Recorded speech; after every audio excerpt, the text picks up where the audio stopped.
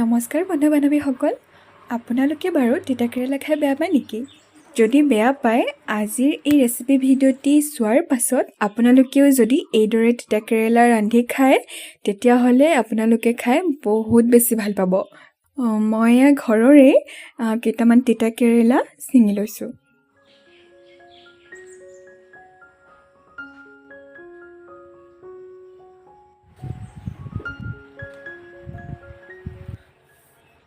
ময়ো আগতে তিতা কেৰেলা খাই বহুত বেছি বেয়া পাইছিলোঁ, কিন্তু যেতিয়াৰ পৰা এই ধৰণে তিতা কেৰেলা ৰান্ধিবলৈ লৈছোঁ, তেতিয়াৰ পৰা কিন্তু খাই ভাল লগা হৈছে।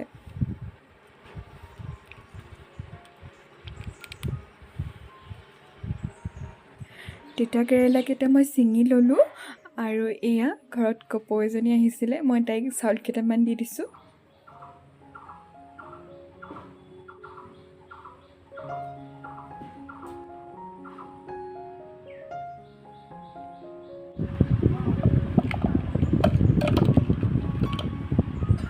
এতিয়া প্ৰথমে মই তিতা কেৰেলাখিনি ভালদৰে পানীৰে ধুই লৈছোঁ।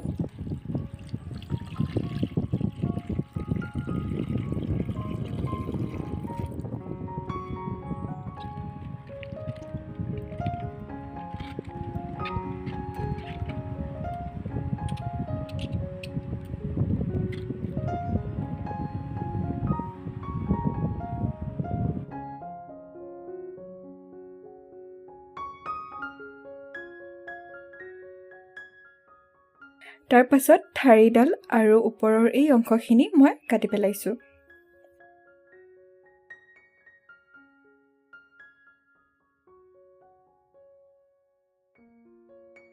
এতিয়া এয়া তিতা কেৰেলা কাটিবলৈ লৈছোঁ। কেনেকৈ কাটিছোঁ চাওক। এই ধৰণে গোল গোলকৈ কাটি ল'ব আপোনালোকেও।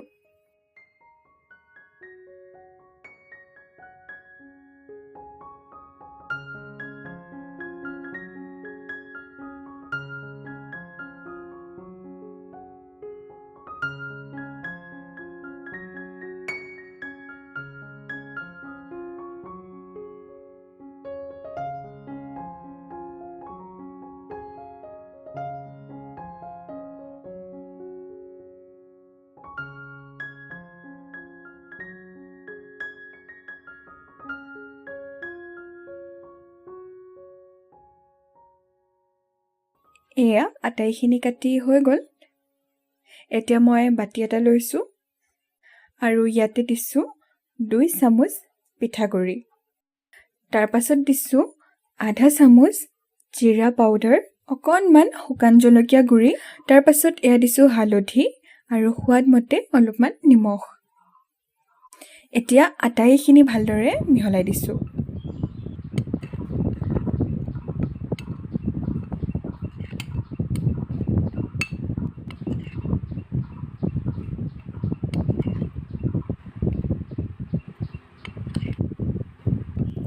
এয়া মিহলাই ল'লোঁ।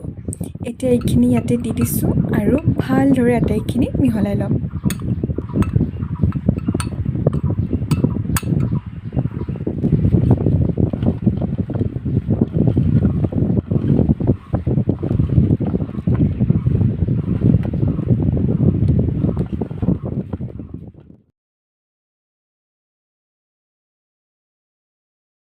এয়া ধুনীয়াকৈ মিহলাই ল'লোঁ।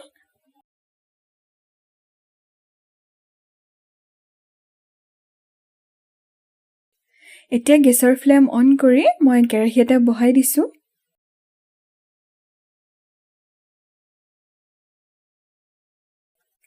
কেৰাহীটো গৰম হোৱাত ইয়াতে এতিয়া দিছোঁ কুকিং অইল। তেল অলপ সৰহকৈ দিছোঁ।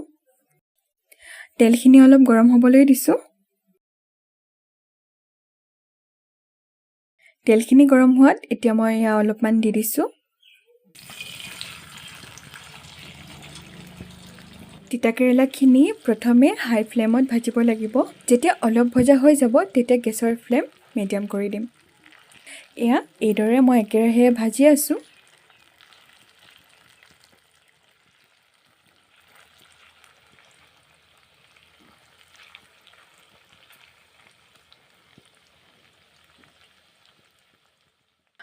তিতা কেৰেলাখিনি অলপ ভজাৰ পাছত এয়া চাওক অলপমান ৰঙচুৱা হৈছে। মই আৰু অলপ মচমচীয়া হ'লে এইখিনি ভাজিম।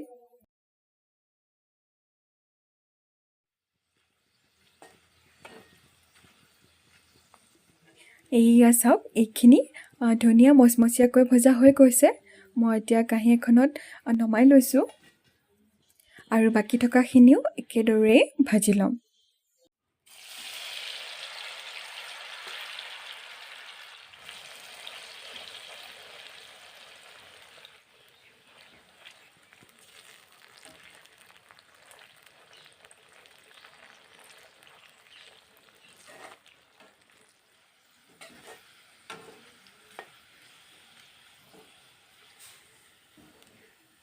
আটাইখিনি ভাজি মই নমাই লৈছোঁ।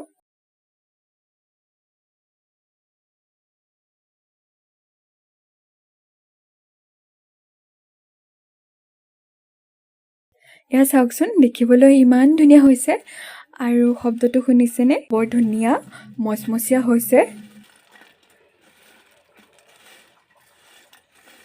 এইদৰে আপোনালোকেও তিতা কেৰেলা ৰান্ধি খাব। আশা কৰোঁ আপোনালোকে নিশ্চয় ভাল পাব। পুনৰ নতুন এটা সহজ আৰু ইণ্টাৰেষ্টিং ৰেচিপিৰ সৈতে আপোনালোকক লগ পাম। আজিলৈ আহিছোঁ। ধন্যবাদ।